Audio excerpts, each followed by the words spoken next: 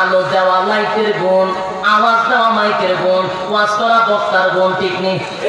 আল্লাহ কয় মানুষ বানাইছি গোলামির জন্য, গোলামি করা হলো মানুষের গুণ।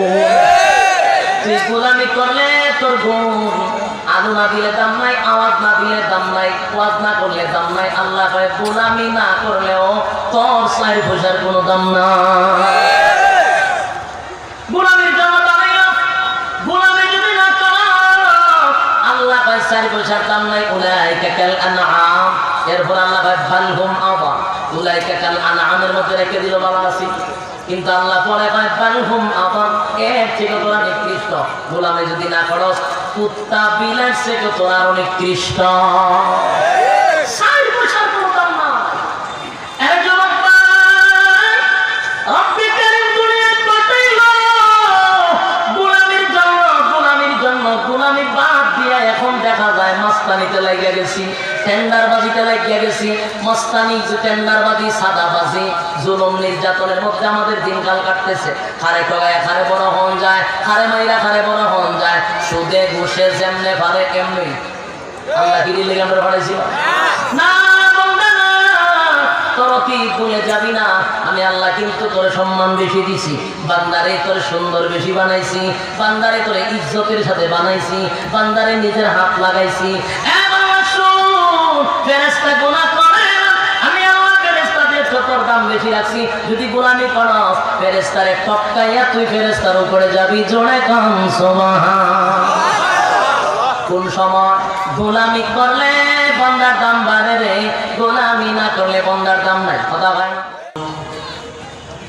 রসুলহু বিল হক্কি বাশীরান ওয়া নাযীরা ওয়া দাঈয়ান ইলাল্লাহি বিইذনিহি ওয়া সিরাজান মুনীরা। أما بعد فأعوذ بالله من الشيطان الرجيم. بسم الله الرحمن الرحيم. وما خلقت الجن والإنس إلا لله رب العالمين. درود شريف اللهم صل على محمد وعلى آل محمد كما صليت على إبراهيم وعلى آل إبراهيم إنك حميد. آل محمد كما باركت على إبراهيم وعلى آل إبراهيم إنك حميد مجيد. मेरा दिल तलब रहा है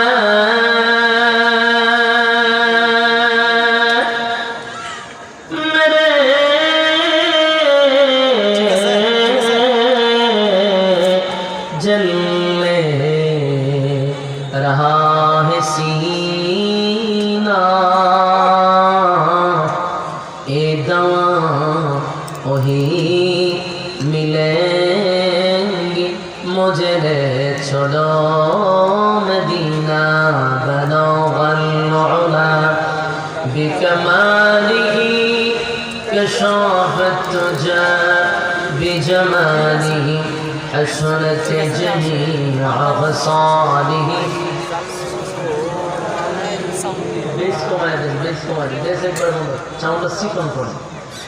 بلغ العلا بكماله كشاف الترجى بجماله حسنت جميع خصاله.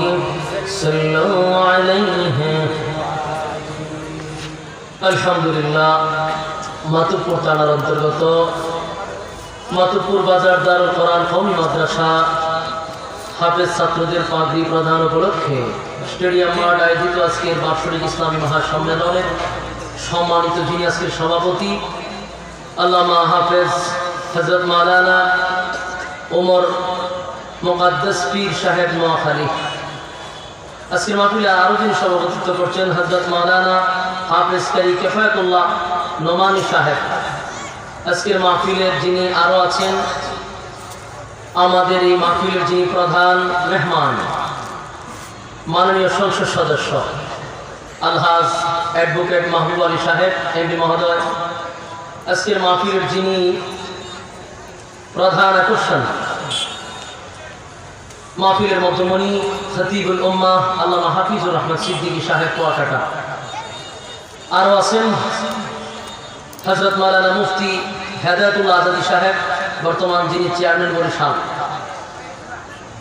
আমি আপনাদের এলাকারই সন্তান,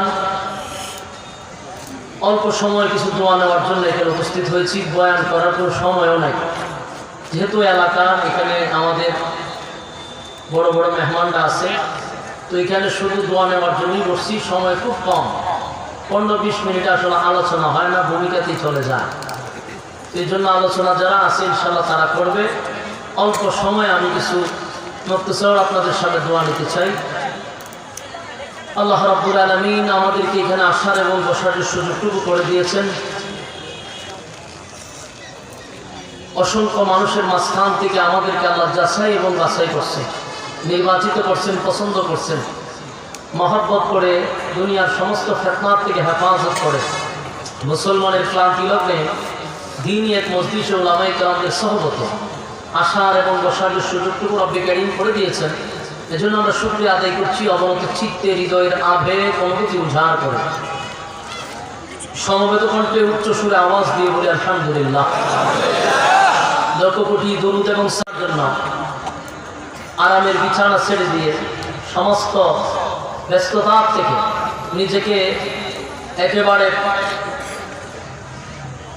তৈরি করে দ্বীনি কথা শোনার জন্য এখানে আসছেন।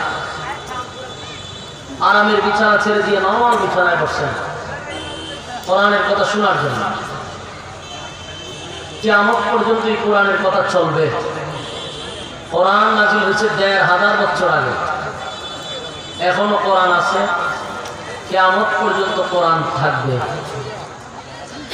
সাথে সাথে কোরআনের আকর্ষণ কমে নাই, কিয়ামত পর্যন্ত কোরআনের আকর্ষণ কমবেও না। আপনারা যারা আসছেন বলুন তো দেখি কিসের জন্য আসছেন? কোরআনের আকর্ষণে না ব্যক্তির কোন আকর্ষণে? কোরআনের আকর্ষণে। মানুষ কোরআনের আকর্ষণে রাতের ঘুম হারাম করে ওলামায়ে কেরামদের জবান থেকে কিছু কথা শোনার জন্য বসে যায় মৌমাছির মতো।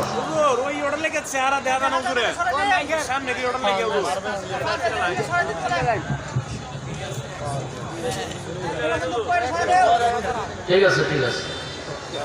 সম্মানিত সুধী, কোরআনের আকর্ষণ কিয়ামত পর্যন্ত থাকবে। আল্লাহ রাব্বুল আলামিন ১৫০০ বছর আগে কোরআন নাযিল করছে, এখনো আছে, কিয়ামত পর্যন্ত কোরআন থাকবে, এর কোনো পরিবর্তন নাই।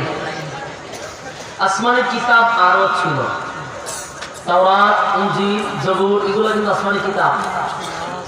ওই কিতাবগুলো কিন্তু সময়ের ব্যবধানে পরিবর্তন হয়ে গেছে, অরিজিনাল নেই, সব তাদের মন গড়া। শুধুমাত্র কেবলমাত্র একটি গ্রন্থ যেটা এখন পর্যন্ত একটা শব্দ পরিবর্তন হয় নাই। শব্দ তো দূরের কথা, একটা নকশা পর্যন্ত পরিবর্তন হয় নাই। এর কারণ কি? ওগুলো আল্লাহর কিতাব ছিল, এটা আল্লাহর কিতাব। ওগুলো পরিবর্তন হয়ে গেল, তাতে কোরআন দেয় নাই যে রাজা বাদশা হবে সেই দায়িত্ব নিবে, এমন কথা আল্লাহ বলে নাই। যদি দায়িত্ব দিত কোনো রাজা বাদশার হাতে যে কোরআন রাজা বাদশার হাতে দায়িত্ব দিলাম, এক একজন রাজা বাদশা পাল্টাইতো, এক একটা সূরা পাল্টাইতো, এক একজন রাজা বাদশা আসতো, একটা সূরা পরিবর্তন হইতো। এই করতে করতে গোটা কোরআনই পরিবর্তন হয়ে যেত, তাওরাত ইনজিলের মতো, ঠিক না? কিন্তু আল্লাহ বলেন কোরআন আমি নাযিল করছি, তার হেফাজতের দায়িত্ব স্বয়ং আমি আল্লাহর হাতে রাখছি। আল্লাহ যেহেতু দায়িত্ব নিছে, সেখানে কোরআন পরিবর্তন হওয়ার কোনো সন্দেহ করা যাবে না। কিয়ামত পর্যন্ত কোরআনের হেফাজত কে করবে? আরো জোরে, আমার কথা না কোরআনের কথা। আল্লাহ নিজে কোরআনে বলছেন,